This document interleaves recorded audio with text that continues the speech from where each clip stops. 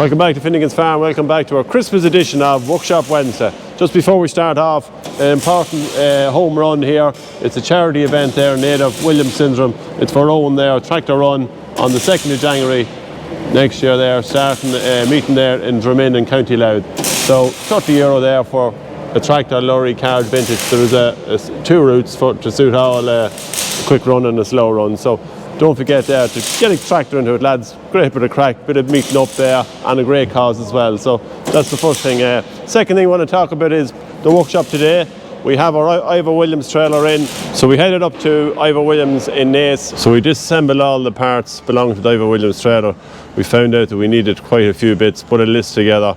I headed down to Ivor Williams there just outside Naas to collect all the bits. You'll see that a huge range of parts and trailers and great setup down there. Gave them the list I wanted them, gave them the serial number of the machine, and they came back there with bearings there, and we had new nuts, secondary brake cable, hub caps. What else was there? There was bushings there for the leaf springs. They gave us a set of decals. They threw them in for free. So thanks to Tom down in the stores there. We got 2 new rims there as well. 2 of them were damaged, and we got the brake shoes as well complete. This trailer is over 20 years of age.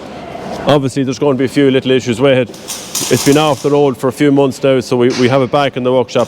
Just printed off 10 tips to keep your Ivor Williams trailer road legal. It's on the website there on Farmers Weekly, so it's actually a very good few pages there, and they go through all the most important parts then to go through it. The first thing to go through is your secondary brake cable.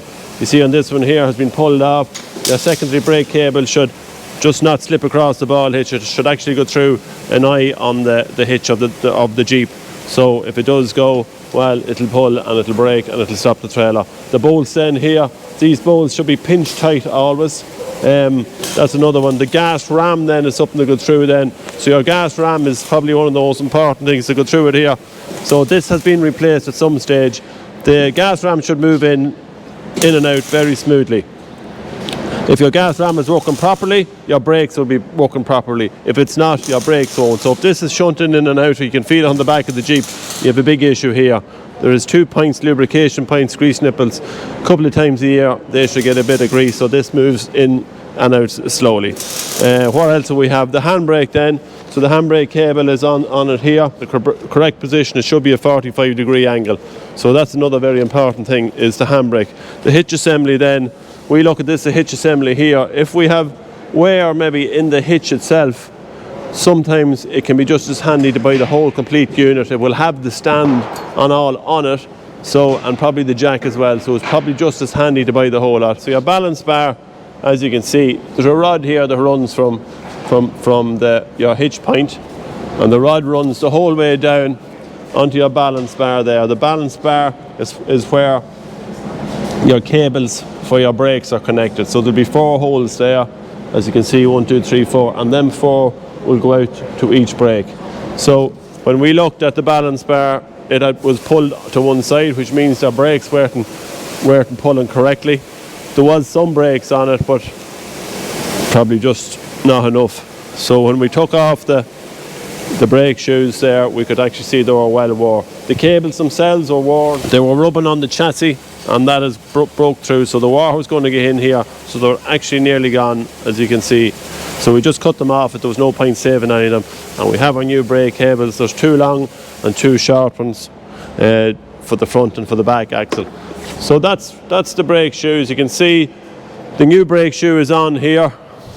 We took the other one off there, and the lining was completely gone on this brake shoe, and on the opposite side, while it was wore down on this side, just not quite as bad on this side. So we're going to replace the 2 axles with complete new brake shoes, put new bearings on here, with new nuts on the end of them, and new caps.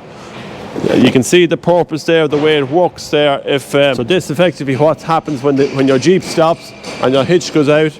The balance bar is connected onto these cables there, and the cables will pull like that,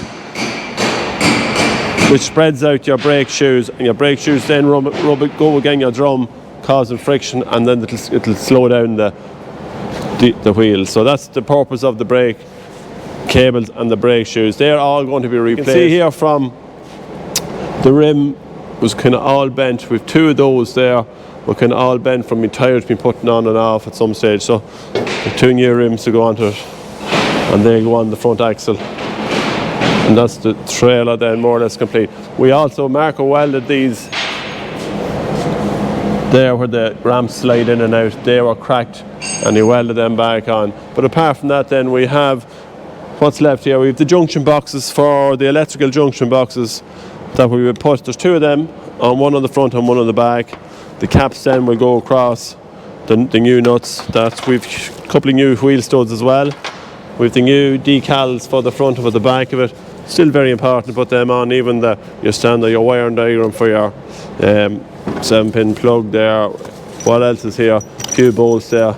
Even actually threw in a few key rings there as well, so that's fine. And we put new bushings on the springs there. So as you can see here, the spring is, the bushing was well worn, this one, and we put a new bushing in it. That's a new bushing that's in there. But the old bushings, where are the old ones there, Mick?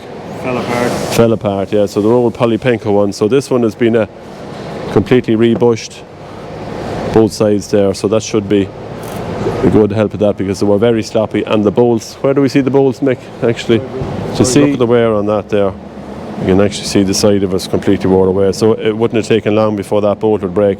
Your spring might fall down, and then obviously be the trouble. We're going to spend a few pound on it, there's no question about it. I mean, Ivor Williams has been making trailers since 1958. It's still a very good trailer. At 20 years of age, I think it's probably been first or second time has been into the workshop here. We put a new floor in it as well. We'll put in a wooden floor, because the wooden floor was the one that was in it. We put a bit of silicone sealer around it here. The wooden floor then, just sometimes we have one with galvanised. It can tend to be a bit slippy. The wooden one, it tends, some machinery might move, whereas on the wooden one it won't move. The only thing is this galvanised one will probably last longer. But we'll go back with the wooden one, that's what was in it. So the trailer will be, we took the axles out for simplicity to get at them. So we took the axles out, it was much easier to work on them, because it's very hard to walk down at that height. So we took them out, put them up in the forklift there, stripped them all down. We'll reassemble them back together.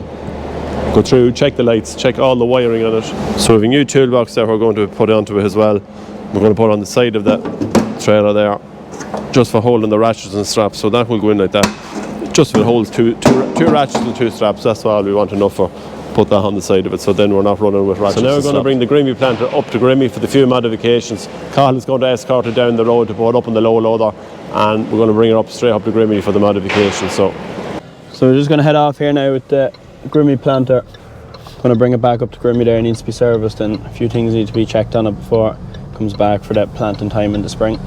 So we took the Grimme planter off the low loader. We're just bringing it into Grimme here to get a few modifications. The lads want to go through. There is 1 or 2 mods on them, so rather than do it down in the yard, it was probably handier to do it up here with the lads. So we're going to leave tractor and planter with them and let them work away on that, and it'll only take them a few days to get it right, and then we'll put up the low loader, we'll bring it back, and we'll be ready for the planting season. The 4-run machine has been a fantastic piece of equipment for us on the farm. It has really speeded things up a lot from a planting point of view, compared to having 2 single row planters with the 1 4-row, the 1 driver.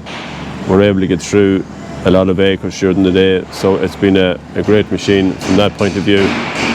As you can see, it is still quite wide, but it has to be, as it's taken up 4 rows, the same as the 4-row harvester. So the 4 that we plant will be the 4 that we lift with the harvester.